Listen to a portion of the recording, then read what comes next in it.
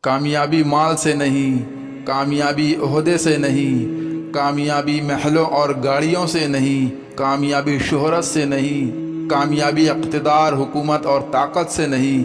کیا ہے اصل کامیابی؟ میرے رب کا ارشاد ہے، یا ایھا الذین آمنوا ارکعوا واسجدوا واعبدوا ربکم وافعلوا الخیر لعلکم تفلحون۔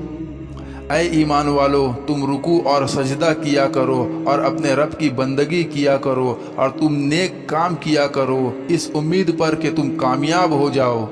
دوسری جگہ میرے رب نے فرمایا، وَمَن يُطِعِ اللَّهَ وَرَسُولَهُ وَيَخْشَ اللَّهَ وَيَتَّقْهِ فَأُولَٰئِكَ هُمُ الْفَائِزُونَ۔ اور جو شخص اللہ اور اس کے رسول علیہ السلام کا کہنا مانے اور اللہ سے ڈرے اور اس کی مخالفت سے بچے، بس ایسے لوگ بامراد ہوں گے۔